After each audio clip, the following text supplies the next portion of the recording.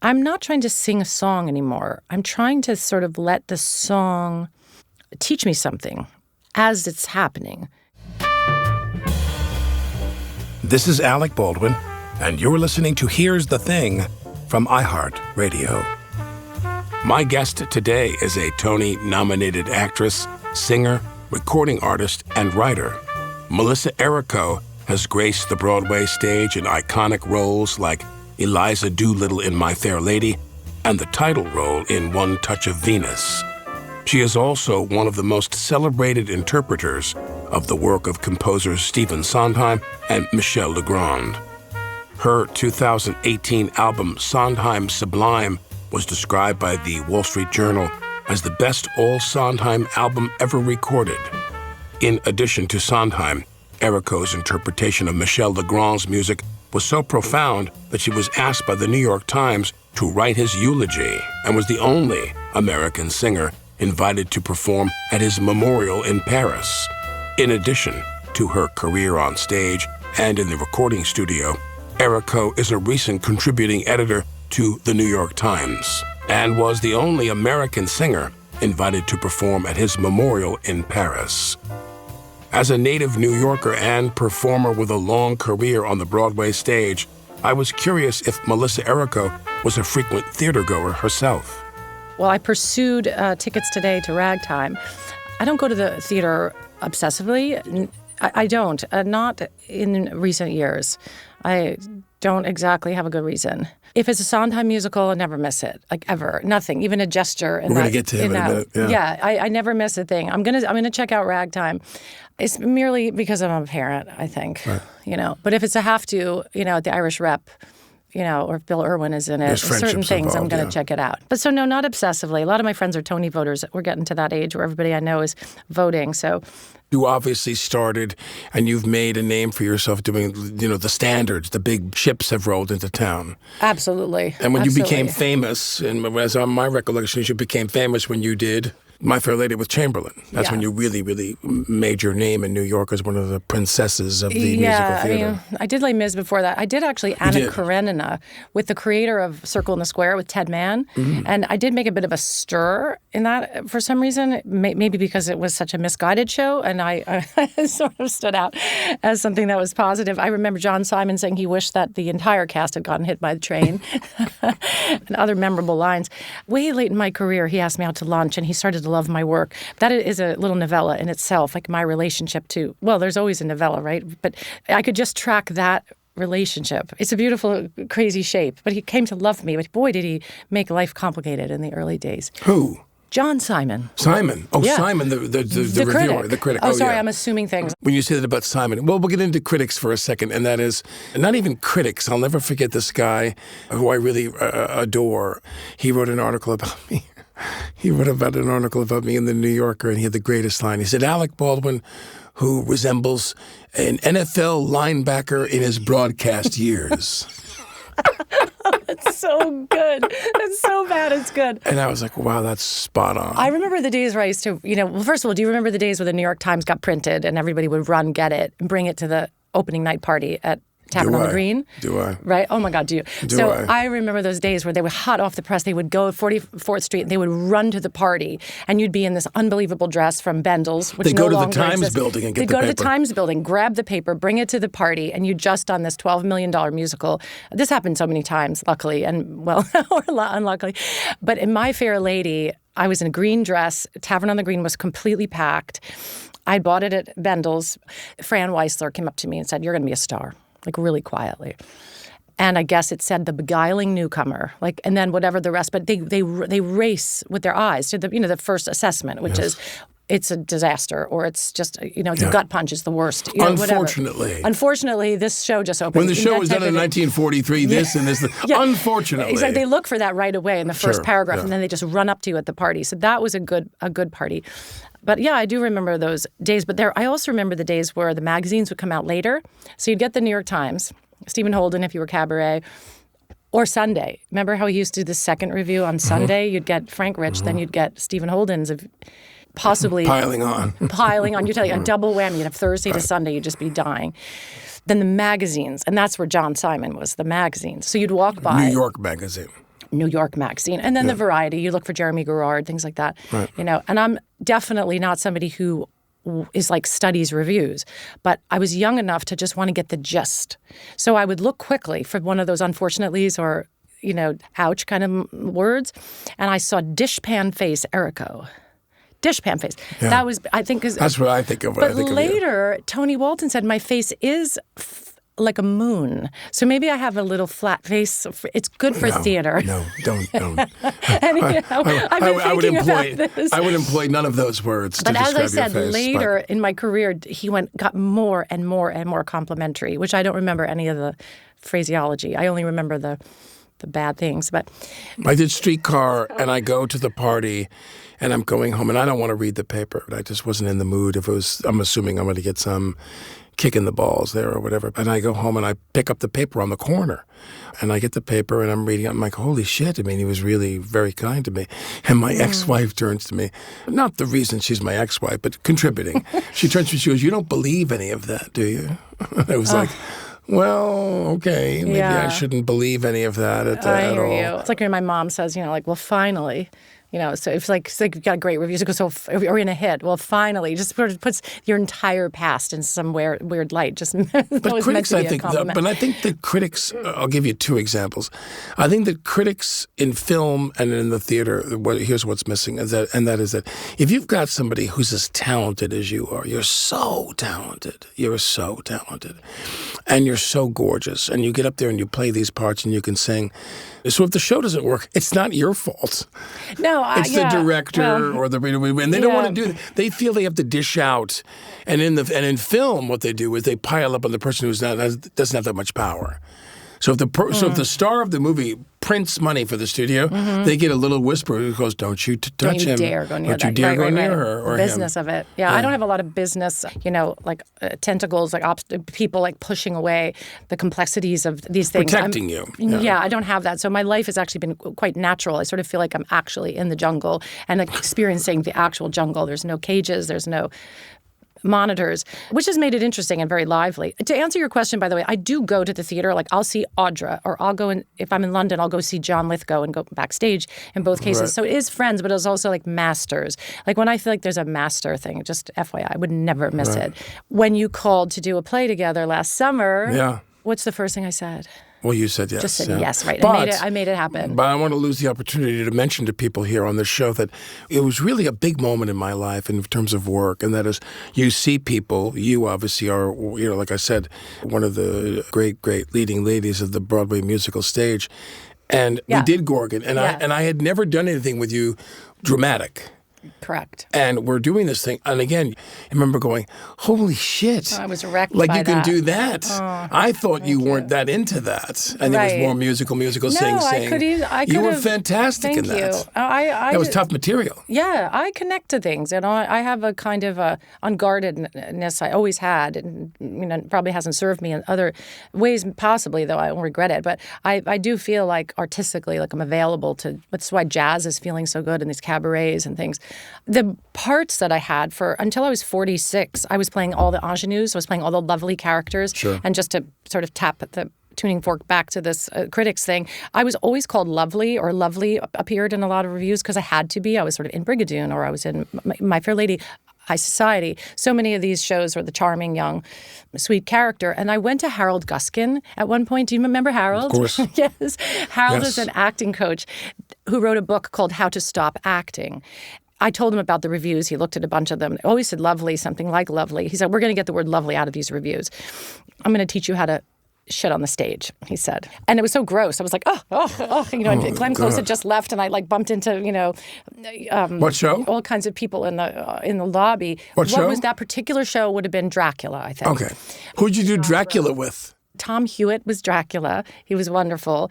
That was a tricky sell for me. I was not sure that...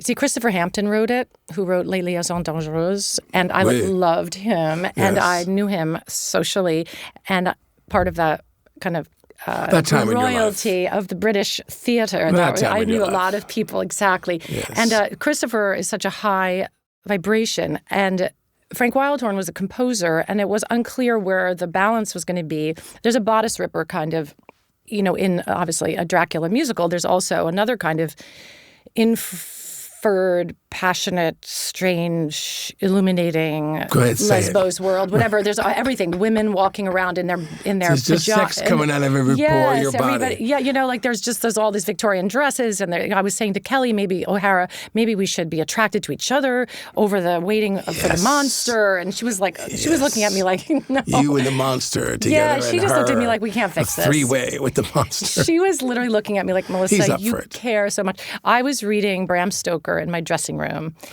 Of course you were. You went to Yale, so you're reading Bram Stoker. I was having paranormal experiences in the theater. I feel like, this is going to get quirky, I feel like David Belasco full on was aligned with me. Because, he haunts the theater. Right. Have you heard about that? No. David Belasco is a ghost. He's the most famous ghost in Broadway history. Right. He had an apartment above the Belasco. And so I visited the apartment multiple times with somebody who was Dracula's understudy and had lots of extra time, and he got the key. And so we would sneak up there, on between shows. You and the Dracula's understudy would sneak up there to do what? Yeah, I can't remember his name. He's a big guy. He was a little bit like a linebacker. We'd actually look around for signs of the paranormal. He was kind of nerdy in his buff way. We had wonderful times up there. Looking for the paranormal. It doesn't sound right. I think I found the paranormal, dear. It's right here. It doesn't sound right. Stick your hand in my pocket. It's here. This has gone wrong. No, anyhow, David Belasco, I'm sure I saw him. I turned around, looking at my dressing room. I saw a man in a black coat go into the mirror right next to the dressing room.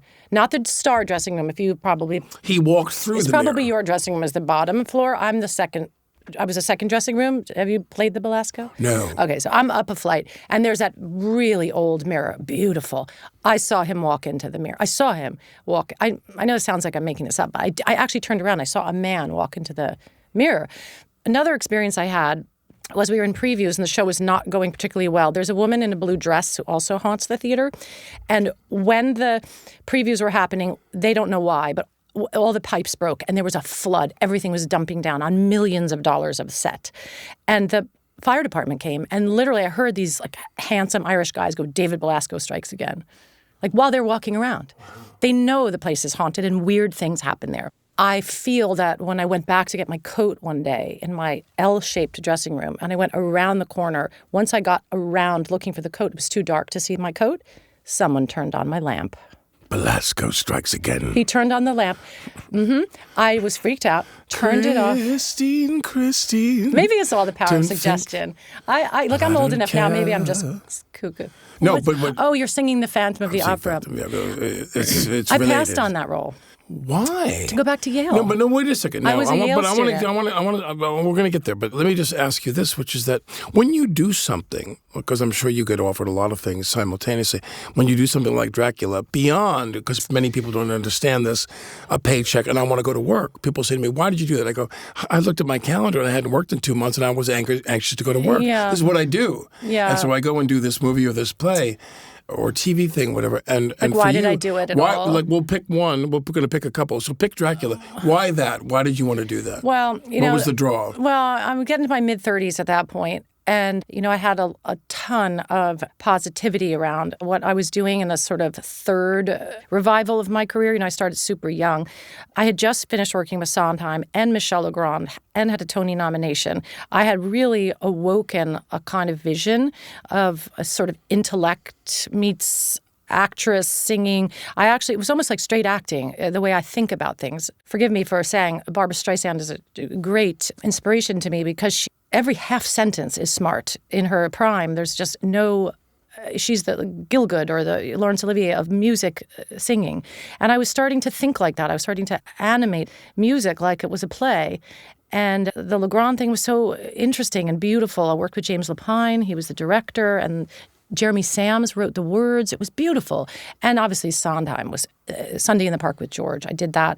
And it was like my brain went wild. I was an art history. But I'm going to ask you about Sondheim. I loved it, but that was right after. So it was just like, there was like a wind pushing me. And I just thought maybe because it's based on a beautiful novel, maybe because it has so much undercurrent of social, it was actually kind of looking at sexuality and repression, and it is a Victorian novel. And I just thought, well, it's another corset thing, so I'm going to look all right, and it's going to look really nice. I have most incredible clothes. My friend is missing. Kelly O'Hara goes missing, and I'm just so well dressed when I was dressing out. I came out in these coats with a lamp. I had hats like in my dress, looking for her in the cemetery, and she comes out with the glow-in-the-dark contact lenses and snakes in her hair and throwing up, and I was like so well dressed. I was like, "Oh, honey, where have you been?" It was also silly, but it didn't have to be. You see, I was trying to make sense of it, Alec, and so I thought because it was Christopher Hampton and it was Bram Stoker, I thought there was hope. Maybe I. What did it turn out to be? Complicated. It turned out to be kind of like I was lost in a sort of kitsch maze. And I had to make sense to the audience after lots of weird stuff would happen. I'd be left with Kelly O'Hara like sort of thrown up and went down. Somebody stabbed her and she was throwing up, and she had the snakes and she disappeared. And they're glow in the dark. She had the fangs and stuff, and I had to do a lot of stuff. And then you respond to things, or I had to bite Dracula or something. I had to kill him at the end. But here's the thing: often I'd be left alone, and the way the set worked was instead of sending the set this way or up, like sideways or up, they had a concept that all of these pre-Raphaelite style buildings, these large double-story, 200 feet or something, way down, there's great depth in the Belasco, the set would go down. And so we would be left with these precarious holes around us. People were very upset. I actually spun Stephen McKinley Henderson. I spun his jacket in previews, and you can look it up. He often says I saved his life. It just was odd and dangerous, and I felt responsible. And so after all the set would close, you'd feel everything close, I'd be left alone with these solos. That's how it felt. It felt like I'd been left with this weird, like it could be funny, but like I'm going to try to fix it for you. And I just, me, I didn't get giggles or phone it in. I just kept trying to fix it. Mm-hmm. So it felt demanding, It's interesting that there are people I know, myself included, where periodically, I didn't do this all the time, but periodically, especially when I was younger, I felt responsible for a lot of what was going on around me rather than keeping the focus on my own performance. Oh, yeah. Like as I moved along in film, I began to be like, I would do the scene with someone. I said that to Pacino one time. I said, are you doing a scene with someone and you're at the net here playing tennis and the other person isn't that good? You go up to the director and say something, and Pacino said, oh, no. I never go and get involved. I keep my focus on myself. Yeah. If you're not an equal partner to me, I don't look at it that way. I mean, you're doing your thing, I'm doing my thing. Now, I tend to be much more like, I don't bother. I come to work. Mm-hmm. When I do a scene, I try not to leave the set when we're doing that scene till all the coverage is done. Then I can take a break. Cruise said the greatest line to me once. Tom said the greatest line. He said, I got to give them their money's worth. I said, who? He goes, the people that are paying me and the people that are buying the tickets.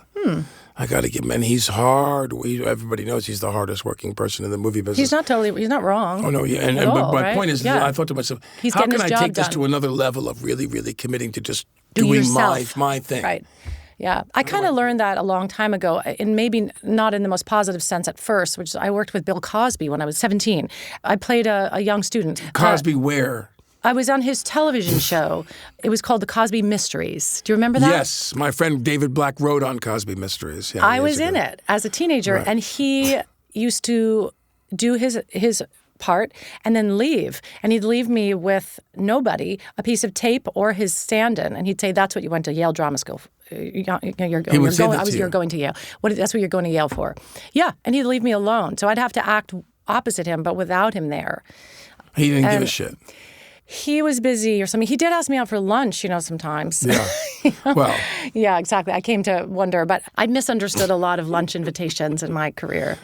I actually went to lunch and was a total lady at a million lunches, and I realized That's not where you were there. I misread so many lunches. You didn't wear I didn't know. Bustier I didn't even know. I didn't even think of it. I thought people wanted to have lunch and talk. I once had a Saturday night audition called with Harvey Weinstein. And I remember it was like, why Saturday night? But I went and I wanted it so badly. It was for Neverland. And I thought, I am Neverland. Peter Pan, get me in there. I just wanted it so badly. And I showed up so prepared, so profoundly prepared. And I ended up being very ladylike and going on about my young family and my marriage. Never heard from him again. So maybe being stranded, unfortunately, is a little bit of not a familiar feeling. I'm not a victim or something, but artistically, I don't always have the Alec Baldwin opposite me. Here's one of the beautiful things. Partnership took on a whole other meaning when I started making my own work. And the 20 years I've been playing with this piano player, Ted Firth, many masters as well are now playing with me. I have about 4 or 5 of the most profound musicians you can imagine. But what I've discovered in cabaret and jazz is that we create these shows. I come up with these themes. Everything has an arc, a story, a costume, a feeling. Every show, there's one moment where I stop the band and I just work with Ted. And we have a ballad of some kind. Anyone can whistle. I Can Dream, Can't I? Send in the Clowns. That's not the best example because it's very hard to reinvent that one. It doesn't need much reinventing. But we do something that the audience is absolutely riveted. And the band, or The Bad and the Beautiful from my noir record, this song, it's actually not called The Bad and the Beautiful. From the movie The Bad and the Beautiful? No, it is called The Bad and the Beautiful. It is one of the most difficult melodies I've ever sung. Tony Bennett couldn't learn it, and that's why Bill Evans plays it as a solo on their record. It just stops, and it's this out-of-the-blue solo. I'm told it's because Tony was just flummoxed by the and you sang it. Melody. Yeah, I love it. I worked really hard on it. It's these moments that are chromatic, super difficult, and full of rich, evocative language. It's emotionally improvised as well as chords and extended bars. And what's happening in my later sort of in this life process, all the hand-holding of Barbara Cook, it's your turn. Rosemary Clooney, you're wonderful. All these women who've held my hand and said, just do it your way, just do it. Roberta Flack. Putting all that love aside, and there's a lot of it, I sit with Ted in these moments, and I'm not trying to sing a song anymore. I'm trying to sort of let the song teach me something as it's happening. There's so much beauty and wisdom in the American Songbook from the 30s through Joni Mitchell, honestly, through Sondheim. I'm sure if I would just start learning Sarah Bareilles' music, there's others. But I am so engrossed in the worlds of Jerome Kern and early Oscar Hammerstein, all the seedbed of what became Sondheim. So when I work with Ted, I'm so safe. And we don't even talk. It's like you with a great actress or actor, Glenn Gary, all the beautiful movies you've given us that are so masterful. I bet you had partners where you didn't have to talk about it. It was best to come out of your trailer full of life and just face another person who's full of life and don't talk. That's me and Ted. We don't talk at all. I might say something that implies, God, this kills me, or boy, that's a lonely song, or dreaming saves your life. I'll say like a sentence like that, and he'll go like, and then he'll start playing what sounds like my subconscious, like sounds like a dream. Anyhow, so we just made a record called I Can Dream, Can't I? And it's just the two of us doing those moments. It's just an album full of those moments. And I don't know if it's overkill in terms of piano solos and meandering non-arrangements, but that's just what it is. When you talk about that kind of battery you can have with someone, mine was so unlikely, the greatest example of that, even though there's other things I did where I had this connection with someone. I'm acting with somebody, I'm really thinking. It usually begins often in the theater where I'm doing the piece over and over again. So when I did Streetcar and I had to come out, I had to, and I told Ed Harris, I said, I never loved a woman more than Amy when we were doing, she was Stella. Yeah, you lock horns, you lock life. That person, you have the same kind of thing going on. And it's about the work, actually. I often ask my mother about, is Ted, we don't talk about business. We don't talk about, it's very hard to get work. Every day is a struggle to get these concerts, to design the concerts, to promote the concerts. I do so much by myself. And sometimes it's just unwieldy. And then I say, well, Mom, Ted doesn't push it on social media, or he doesn't. She says, Melissa, stop looking at Ted. Look together at the music. And by the way, my mom's not this, not a Buddha anyway. I mentioned her twice as if she was. But it's the idea of just we both look together passionately at the music. And I'm sure that's what you mean when you have the person I had the most strange connection that way was Julie Harris played my mother on a TV show. And I go to do this TV show, Knots Landing, and I'm like, oh my God, I don't know, but the show's in the top 10. My agent said, you're going to be a cast addition to a hit show. I go in there and all of them are lovely people, and I had a lot of fun. But Julie Harris plays my mother, and it was like you'd sit down with her and do a scene, and she just pulled it out of you. You didn't have to do anything. Yeah. You had to just look her in the eyes. She was Mrs. Higgins for me. Right. You had to look her in the eye. And there you were. And she just took you on this magic carpet. She was so empathic and so beautiful. I want to be like that. Please help me get there. I want to be like that. Yeah, as a person. You're largely there already. I really want to be that for younger people and for any artistic process.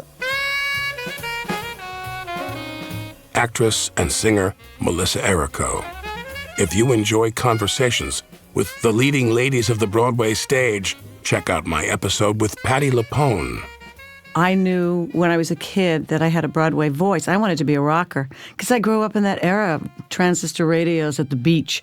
The what Rascals. Music? The Rascals. The Rascals. We started in the 50s, Little Anthony and the Imperials. All through the 50s and 60s and 70s. I knew I didn't have a rock voice, though. I knew I had a Broadway voice. To hear more of my conversation with Patti LuPone, go to here'sthething.org. After the break, Melissa Errico talks about how her two musical North Stars, Michel Legrand and Stephen Sondheim, shaped her artistic life.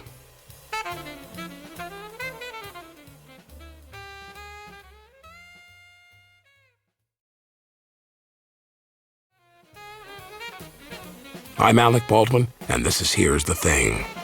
Melissa Errico's stage career began with the national tour of Les Miserables, which she joined while a freshman at Yale University. It was the first of many iconic roles, including her star turn as Eliza Doolittle in My Fair Lady opposite Richard Chamberlain in 1993. She earned a Tony nomination for her performance in Michel Legrand's Amour in 2003. But it's Errico's later work on the stage and in the studio, interpreting the music of Sondheim and Legrand, that has truly set her apart as a singular voice in American music. Equally praised for interpreting both composers' repertoires, I wanted to know which of the two Melissa encountered first. It was Legrand. How did you intersect with him? Because I was living in L.A. in a whole long period of my life in which I used to call you as we're old friends and ask your advice and things. And I was doing lots and lots of television pilots. And as I told you, I was, there were about 7 of them. One of them involved them cutting all my hair off and firing me the next day. And I had no hair. They wanted me to look like a French actress, they said. But they took 12 inches off my hair and fired me. But I got my hair put back. So I survived all of that, L.A., and I got a phone call while I was living in L.A. that Michel Legrand wrote a musical. I was given a fax by my then manager, and it said that the Passe Muraille is coming over from Paris, and they're bringing it to Broadway. James Lapine is the director, Jeremy Sams is the writer, and with music by Michel Legrand. And it was like the paper was glowing in my hand, truly glowing in my hand. My father had brought me up to love the music through the Vietnam years, and I knew every song. You have to believe me, I didn't tell the backstory, but I love Michel. I looked at this paper, I looked at my manager, and I said, Michel Legrand wrote a musical. Like, it was like, and she turned to me and she goes, I know, I love her. So Michel is tops in my book. Yeah, right. So that's not my manager anymore. But I flew back. Met the team, got the leading part. But see, James Lapine was the stitch. He wrote Sunday in the Park with George. Mm-hmm. So right after that, was such wonderful success. I met Sondheim and James for Sunday in the Park with George, and I I just got cast by based on the meeting, and they didn't ask me to sing. When was the original production? When was the original production? No, I was the Kennedy Center. It was the first major revival in history. It was very exciting. First time it had ever been seen again. I wore Bernadette's clothes. They added a foot, to the dresses, but I wore her dresses. It was such an honor. So that was a bit back to back. So the two North Stars came back to back. I can't choose between them, and they don't always have the highest regard, always for each other. And Sondheim, I wrote Michel Legrand's eulogy in the New York Times, and I said that he could turn a melody to a chord that no one else on earth besides him could have thought of. Sondheim quoted that back to me in an email. We had so many emails asking me, like what chord? Like what was it? He didn't want me to revere him in the same way, I revered them both, but they were the polar opposites. One is a total sensualist with multiple, many women in his life, lots of wives. Michel is very happy with his now eighth wife. Right. Whatever, but they're perfect. It goes back to the first girlfriend or something. So he's actually back at his true love. But he's just a sensualist and an affirmative French troubadour, really, from the great tradition, Charles Trenet, from even the sound of the old carousel. It's just all the dancing illusions of life, and the spirit of the poet lives on. You hear an accordion, in your brain. It's just beauty itself. Sondheim is asking a lot of questions. It's like your Mamet. It's percussive. It tells you what to everything is percussive. Every syllable tells you what to think, where to turn a phrase, and it's edgier, and it's all about the ambivalences and disappointments in life. You get everything that you want in life and nothing that you want in life. That's the sort of Sondheim life. You can probably apply that thought to any song and any character. They both are doomed by their duties and their desires. You've been a leading lady in these musicals and in a world of great romance. And what happens when you go out there and you're not that in love with the guy who's your leading man in the show? Not without naming names, meaning what's it like for you to have to go and do? So when you do a movie, you have to do a love scene with somebody that you're not that into as a person. Forget about sexually. You're just not there. They're not your favorite people. You get through it. The day's over. It's over. When you have to go out there again and again and again at a show and that person isn't your leading man. Have you had that happen? Yeah. I usually find a way, though. Musical theater is a little different than the film because you have to be athletes. You're sharing a athletic task. Right. So if the person can get the athletics, beautiful singing, be there physically for you, be positive, not be ill a lot. When somebody's really ill, it's really a downer. Yeah. I'm really annoyed when I have a leading man who's prone to like bronchitis or something. Yeah. Because he's drinking all night and he's drinking all night and he comes, he's wrecked and you're like, honey, could you just drink water? Start drinking at 10:30. Just stop drinking, and so that you're not sick all the time. So it's things like that. It's more like people catching colds, and you want people to be grounded and reliable and friendly.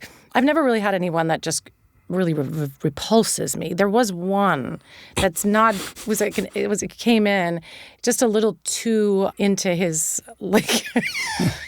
His whole just thing. His clothes or whatever, yeah. It was like clothes. A little tight. You were very natty. You with the clothes were spray painted on. And stuff. Yeah, it was just little Tom little Jones. Much. Yeah, just a little. Tom Jones was playing the lead. That just bothers me because that's just like he's not thinking. He's just being all like, codpiecey. That's wow. Oh God. Yeah. Well, that's important. I mean, let's be honest. No, but I don't find that attractive. When I was in the ballet, I had a gigantic codpiece in there. I wasn't going to mess around. I'm not a codpiece person. I went to the codpiece store. They made me a custom codpiece when I was in the ballet. Listen, when I had to play in Camelot, and I was supposed to be absolutely in love with the guy with the codpiece, right? I can't remember the character, but I was working with King Arthur, who was Jeremy Irons. Right. It was very hard for me to leave, to be like, gosh, I'm going to go off with the dickhead. I mean, codpiece. I mean, Larry. Mr. Codpiece or whatever. Codpiece. If ever I would CP. leave you, it wouldn't be in summer. And I'm looking at him like, forget it. Jeremy Irons is like off stage. Yeah. Jeremy Irons was off stage. He was off stage. And I'm like, this signals to you. We're like perfect for each other. No, actually, there was one time we had between shows, we were getting notes or something, and the notes started, and we realized we had just had a 3-hour break. And he goes, "Oh, darling, we just had 3 hours. We should have had sex." But I forgot. Not that I would have said yes, but it was just Anne funny. Heche did a movie with me, and we're laying there naked on a bed. I'm going to kill her in this movie, The Juror, that Demi Moore was the star of. And we're laying on this bed together, and we're naked, and we have a sheet over us. And she goes, have you done this a lot before, these nude scenes? I go, yeah, I did a few. And I go, listen, do me a favor. Like I said, 20 minutes from now, we won't even put the sheet over us, and no one's going to notice. He said, the crew doesn't care. We'll be butt naked right here, and the crew doesn't give a shit. So we'll cover up. So we have to do this scene, and we're like going at it. We're like making out, and we're there was a grabbing little her body. square towel. Right? We had a little fig leaf on there. Yeah, they have a little I thing. had my fig leaf, yeah. Mm-hmm. But you didn't have intimacy counseling back then, right? No. Yeah, me neither. Because Anne was my intimacy counselor because I said to her, they go, okay, that's lunch. And I'm going to go have lunch. And I look at her and I go, and we're like really, really like pulsing here. Oh, yeah. And I look her right in the eye and I go, what do you want for lunch? And she goes, you know. Oh. And I was like, okay. Wow. Okay, I was married at the time, and I was like, okay. You know, I wrote an essay about this, about doing my first nude scene for the television show Billions, and it's called Negotiating Nudity. Are you nude in Billions? Mm-hmm. I played the wife of the, you know how there were two brothers, the premise of the show is two brothers, yes. And the bad friend, rather, survived, and the good man died in the 9/11 disaster. Right. I'm the wife of the good man. Right. I knew all the bad things about Damian Lewis. I know everything. Right. And I'm the wife that says, I know you're bad and I'm going to write a book. And they shut my life down. How do you end up nude? That's all I end care up about. nude because I've written a tell-all book and I sleep with the publisher. I don't know why I had to sleep with the publisher if I had a good book, but that's something I should revisit. That's creepy. What was creepy was that I negotiated it, and I wrote an essay about all the negotiations, because they ask you about your left bosom and your right bosom and what you're willing to show, and your back, this crack and that other thing, and the button on your lower back, and just all weird stuff. You should have been there with me and Anne. Oh, it all came off. We didn't really? care. Did you have a contract that was specific? Contract schmontract. I'm like, fuck the contract. I found the whole thing it's just wrong-tempered for me. Like, the wrong person to be, navigating all this. It just was crazy. So I did write this essay, which I think is how my New York Times thing started, because that really was a good piece. Christina Cuomo actually printed it for me in one of her magazines, and then I got the phone call, that beautiful, famous phone call, famous to me, when Scott Heller from the New York Times said, we think you write for the Times. I'm pretty sure that it was that. It. Christina always thinks that she gave me my first. But the show was tricky because I had to get, spray painted or whatever for body paint so that you look extra tan, and perfect, your skin. I had worked out. My body was just as good as it was going to get. And I looked at the call sheet. Of course, they never told me who I was going to be in bed with. It was Austin Pendleton. He's so... What a waste. But Austin is an older man. I could have played the publisher. Jesus Christ. Austin was my acting coach when I was in my early 20s, and he went to college. He went to Yale, class of 61, with my father. 61? Yes. He was my acting teacher, and so that's what my article is about. Facing your acting teacher in a nude scene, it was really hard. And we were both, it's really bizarre. It was a really bizarre day. We obviously got we did what we had to do, but it was awkward, and it created a very funny article. And it was, we had a pile of towels between us, but why are we talking about this? But he was my teacher, and he helped me to get Eliza Doolittle.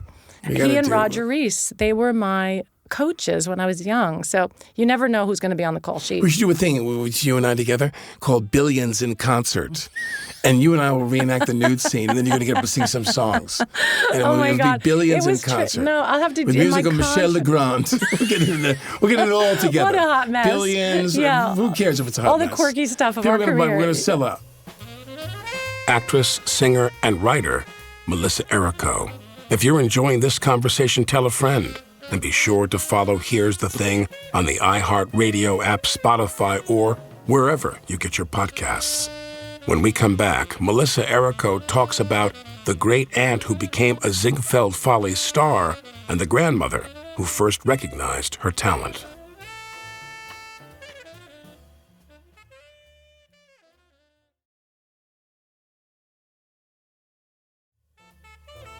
I'm Alec Baldwin, and this is Here's the Thing. Melissa Errico was born in New York City and raised in Manhasset, Long Island. Her father was an orthopedic surgeon and a pianist, and her mother was a teacher who now works as a sculptor and artist. But the performing arts ran even deeper in her family. Her maternal grandmother was an opera singer and her great-aunt Rose was a successful Ziegfeld Follies star. Errico's own professional career began at just 12 years old on the children's television series The Great Space Coaster. The series led to title roles in Anna Karenina, High Society, Dracula, Amour, Sunday in the Park with George, and the Irish Repertory Theater's Finian's Rainbow. With such an illustrious career and family history, I wondered who in Errico's family first encouraged her to pursue performing professionally. It might have been my grandmother. My grandmother and her sister. When did you know? I was fascinated by my immigrant history, and I was fascinated that the Italians who came over in the turn of the century went and were seamstresses for World War I, and then my Aunt Rose was a very successful Ziegfeld girl. So I grew up in a house full of the actual Follies girls, just like Sondheim's musical, which he always found fascinating. So I knew her and her friends. I think right away there was a sense that the actresses, they were the only feminists I was given, women who made money, who got out of the house, who did something that were like pioneers. So I think it was a sense of a disposition first, not just the voice, but that I had the disposition. I like that word. Yeah, I had the disposition to stand on my own 2 feet, to get out in the world, to get out of a house. I wasn't a house-oriented person. I wanted to be I was intrepid, naturally intrepid. And I was, as I got older and stopped doing gymnastics, where I went right away to a theater camp, and the gymnastics gave me a funny body language. So right away I had high kicks and flips, and I could do cartwheels, and I was getting all the comic characters, Adelaide and Hetty LaRue, and I got all the funny stuff because I was physically unusual. I had big curly hair, a shapely body, but it was an acrobat. And so I had a sort of a boldness about me and just a natural style of singing. I wasn't an opera singer. I have none of the background of Audrey McDonald and Kelly O'Hara, all these girls who trained in classical. I'm a little more from the hip, an Italian-American who just... You're an actress. But I'm also just a girl doing cartwheels on the lawn who loves to jump into a play. When I got to Yale, I thought, oh gosh, I can't be in college for 4 years. I was just chomping at the bit to work. And I would look at Backstage newspaper and look for another adventure. And I saw Ringling Brothers audition, Rhode Island Theater by the Sea, and I auditioned for Rhode Island Theater by the Sea. I got seen in the hall by the director of Les Mis, pulled me out of the hall. And it might have even been that day that made me feel like I'm on the adventure, because they pulled me out of one thing. I'm in the middle of college. They put me in an audition for Les Mis. I opened my mouth and they stopped me. They said, "Can you start in 10 days?" And it was dropping out of Yale, which I was also a really good student. And I did that part. What was your major at Yale? Art history and philosophy. Okay. But mostly art history. Right. I could have gone down that road. That's a little bit of a different topic. I loved my Yale education, but I do have a Me Too story that we can put aside for another time. But that was like a little bit. At Yale? At Yale with one of the most prominent professors in the world. Yeah. Just maybe. He fixated on you. He fixated on me, and then there was a bad episode, and it was just very heartbreaking. I never picked up my thesis. I was at a graduate level in this one thing for graduating. So my intellectual life was kind of, not discouraged, but I don't know what I kind of just froze and just went into the theater. So it was wonderful when, in the 2017, when everybody started talking about these things. But I had already been thinking about silence and women, because in 2015, I started this process, this making of my own cabarets. The first cabaret I did was called Sing the Silence. And it was about women and their silences, based on a conversation I'd had with Sondheim, where he told me a person can sing the apostrophe of a word. Couldn't, wouldn't. I said, but there's a apostrophe. And he was talking to me about silences. And so we got into these weird rabbit holes and I started thinking about silences and all this. So anyhow, that was a kind of a turning point moment, just to go back. When I dropped out of college and left one life as an intellectual or as a kind of a student of the world, I still have that. I treat everything like opportunity for research. But you finished at Yale. I did. I went back. Right. I did go back, yeah. That was... You took a break for how long? How many years were you out of there? 1.5, but I did a year as a correspondence student. with other kids who were like journalists, or one kid who was at NASA, and I was Les Mis. I called it Yale by mail. We did it all by mail. It was really interesting. So I was a correspondence student, so I didn't have to lose too much time. That's the moment where I think I thought maybe this was going to take me not just out of high school and be a good singer, oh, wow, I have a pretty voice, but into the profession, into crazy things where you drop out of one thing and you jump into another life and you pack your bags. That, I love the idea of that, you know. Someone once pointed out to me, they said, oh, there's the 2 ballet companies in New York and there's 2 opera companies in New York. And they said that, well, one of the group, they dance really well and their acting is terrible. And he goes, and the other one, their acting is really good and their dancing is so-so. One group, their singing is great and their acting is so-so. And the thing that I love about you is that you are an actress. Now, you have made your reputation with this huge component, this amazing piston in the engine here of your singing career and singing in the theater and so forth. But when I did that Gift of the Gorgon with you, I mean, I'll say this till the cows come home. You were so fantastic. And what I realized was, without mentioning other people, there are these dames in the theater who their acting is so-so. Their acting is, their singing is pristine. Their singing is remarkable, but they're not, and you have both. Thank you. Peter Schaffer wrote Equus, and that we did the American premiere. You and I. It's the first time it's ever been heard in the U.S. It was a great. Thank you. And we did Gorgon. Yeah. We did The Gift of the Gorgon, which Judi Dench says in her book ravaged her. That it was the hardest role she ever played. My part. So it's innate to that role is to be destroyed. Like, you wrecked me. I remember waking up the next day. I was wrecked. It was a very difficult relationship. We were playing professors of Greek mythology and philosophy. So we were like 2 PhD type teachers. Maybe we could do it again. Who knows? Well, we should do something again because I'm really dying to. I haven't done a play in a while. This one guy wrote a review. Isn't it funny how people, if they write a review... You were wonderful as F. Scott Fitzgerald this summer. No, you're really very good. But the thing about that is that we did, you talk about critics, and one guy wrote a piece in a New Jersey paper that was brought to my attention. And I thought to myself, this guy's been reading my diary.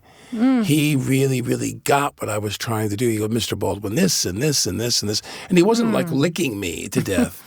But it was very, very much very positive and filled with understanding. I love that. See, I think a lot of times people who, like Brantley. I have a few like that. Well, I'll just name Brantley was great. To you, he was great. Yeah, I was so Brantley lucky. Was somebody who, like, I just he liked you? No. Oh, no. I'm like, why bother? Why bother getting up there when he's in the... But the point is that Brantley was somebody who I thought, in my mind, he didn't really understand what acting was and what people were doing and why. I really want you and I to find something to do together. My twins apply to college in the fall. So I know you're not in that place, but you could do a play here and still be around your family. So the older one is in college? Yes. She's where? She's at Duke, and she is and the other already recruited at Goldman Sachs at the most premier. She's brilliant. She's a math major, former tennis star, and on the team. She's a beautiful human being. All 3 of my girls, I'm proud to say, have hair down to their waists. Yes. Just imagine the whole thing. Me and these 3 women. Like, they're with me right now. They're everywhere. As your beautiful, funny, playful children and your gorgeous wife are, like, as I look at you, I see all that life. Do you remember the Bowery Babes? No. That was a period of my life. You gave me money during Hurricane Sandy. You donated from your foundation to, you didn't know what it was. It was, when I ran a mother's group down in Soho. Yes. I have 5,000 families in it. Because when I was in the stage of parenting you're in, but I did this already. This Mother's Day, which is coming up, 2026, I am finishing it. It's 20 years and not-for-profit. We used to have a lot of money. You gave us some money, which we did use for diapers.com. I don't know if you remember. Yes. You provided diapers for the Broadway community Babes. Center. It was called Bowery Babes, actually. It wasn't anything to do with Broadway. It was the Lower East Side. Babes, right. It was a Lower East Side mothers community that I founded when I was in your parenting phase with all those little children, all that behavior which we would deal with. Actually, we used to have events for how to talk so your kids will listen, and listen so your kids will talk, and control, but not control, let them be empowered. We're closing it down this Mother's Day, and all of our money, whatever we saved over the years, there's $20,000. We've already given it to Sloan Kettering, which I'm so proud of, to pediatric cancer. So that's closed. We're going to announce that it's all over. But it was a beautiful and difficult time to raise little children. You think Broadway and what's on Broadway has changed a lot since you started? Broadway, of course, has changed because I'm not there. No. Right. It's changed, but it's still temperamentally the same people, Isn't it? Moss Hart, who says it's all the unhappy children. I think he says that in his book. There's a lot of people who come to it because they find each other, and that's not a bad thing. It's still a beautiful holding ground for a lot of all kinds of people. But in a way, it also links to Sondheim, because from Rodgers and Hart and Rodgers and Hammerstein, Oklahoma, and all these sunny, beautiful things, some tragedy here and there, but My Fair Lady. And then you get into Sondheim, people doing a lot of whining in Sondheim, but it's real, it's honest. Grieving. And then you get into shows that are like modern shows, which are very edgy and strange and urban, and the themes are very, very existential. You know what I mean? The people are really, really doing a lot of but there's still a community crying. a lot of crying and a lot of loud singing. There's some debate currently, as of this week. There's some debate about the demands of 8 shows a week. There are some actors who are now stepping forward and saying 8 shows a week under the conditions that we're being asked to, which is to out-scream and out-sing pop stars with no Pro Tools and so on. And so they're being asked to be pristine rock singers 8 shows a week with orchestras blazing. When we were younger and when I was doing classic shows, the original orchestrations were spare. I would step forward in a Kurt Weill musical, which I've done many of. The orchestra stops pretty much, and you start going, "Tell me, is love still?" And there's nothing going on except it's just a little something. The orchestra stops. They don't do that now. The orchestra's blazing, blaring.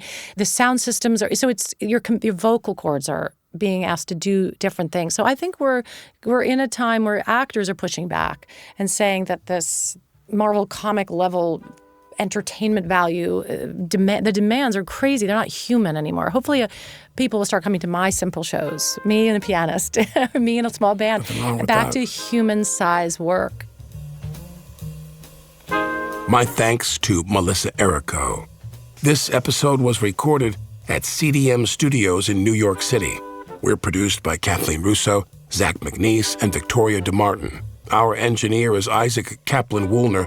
I'm Alec Baldwin. Here's the Thing is brought to you by iHeart Radio.